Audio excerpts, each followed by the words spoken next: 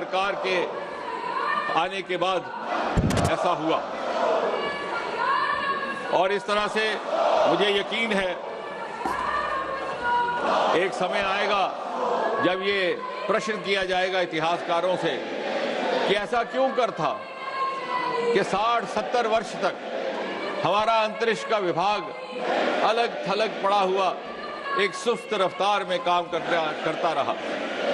और जब उस प्रश्न का उत्तर ढूंढा जाएगा तो ये समझ में आएगा कि 26 मई 2014 में जिस दिन मोदी जी ने प्रधानमंत्री के रूप में पदभार संभाला था, एक नए अध्याय का आरंभ हुआ और अंतरिक्ष की इस यात्रा ने गति भी पकड़ी, बल भी पकड़ा, उसको ताकत भी मिली।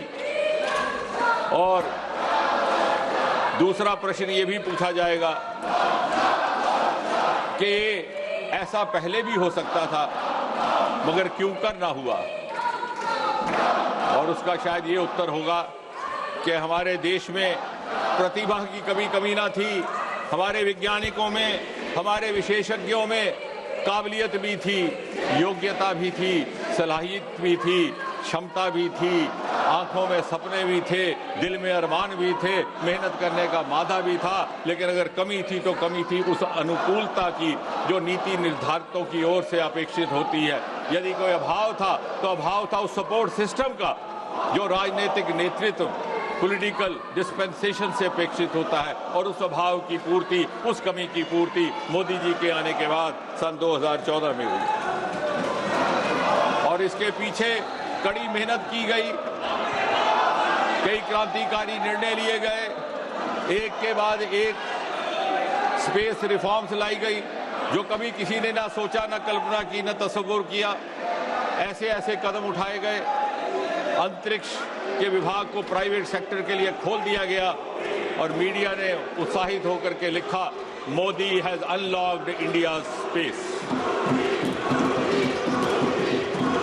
और ये काम केवल ये सरकार कर सकती है। केवल एक ऐसे प्रधानमंत्री who has the courage of conviction to break the taboos of the past and to take path breaking decisions and to take out of box decisions. देखते ही देखते कुछ एक वर्षों में जहां हमारी स्पेस इकोनॉमी केवल नाम मात्र हुआ करती थी, आज $8 बिलियन तक जा पहुंची है। और इतनी तेज रफ्तार में उसकी प्रगति हो रही है कि आंकड़ा ये दर्शाता है कि आने वाले 8-10 वर्षों में इसमें लगभग 5-6 गुना वृद्धि होगी।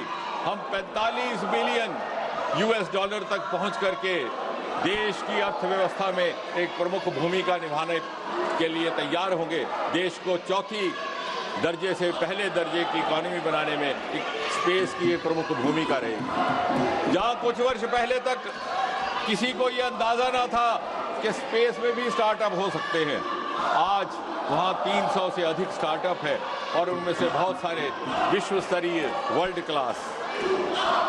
आपको ये जानकर के दिलचस्पी होगी कि इसरो की विधिवत औपचारिक स्थापना सन 1969 में हुई थी और ये वो साल था जब अमेरिका ने चांद की धरती पर पहला मानव उतारा था और हमारा अभी जन्म हो रहा था।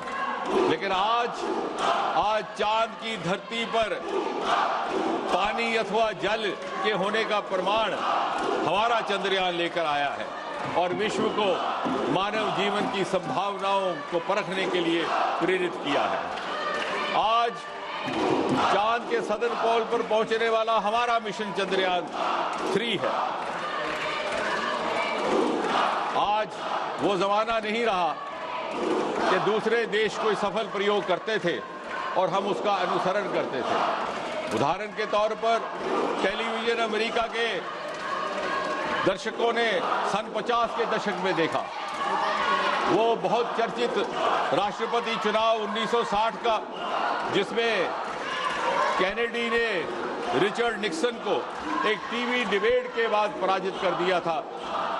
उस समय हमें ना ये मालूम था कि टीवी क्या है और डिबेट क्या है।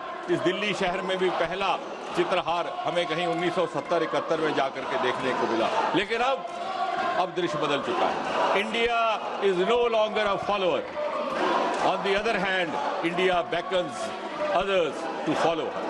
और बहुत सारी ऐसे प्रयोग शुभांशु ने भी किए हैं जिनका जिक्र मैं अगले 3-4 मिनट में आपके सामने रखूंगा।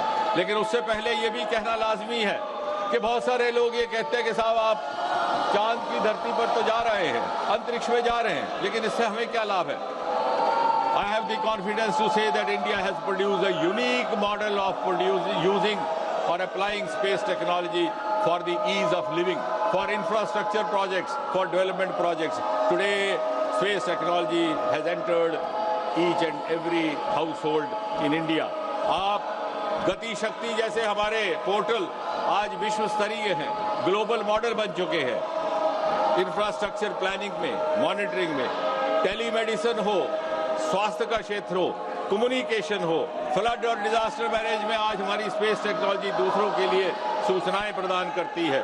हाउसिंग और अर्बन डिपार्टमेंट में अमृत स्कीम 500 शहर, स्मार्ट सिटीज 100 शहर स्पेस टेक्नोलॉजी के उपयोग से ये कार्यक्रम आगे बढ़ रहे हैं। डिफेंस का जिक्र मैंने अभी किया। ऑपरेशन सिंदूर ने हमारी स्पेस टेक्नोलॉजी की डिफेंस की क्षमताओं को पाकिस्तान की धरती पर प्रमाणित करने का अवसर दिया और उस अवसर का बखूबी फायदा लिया गया।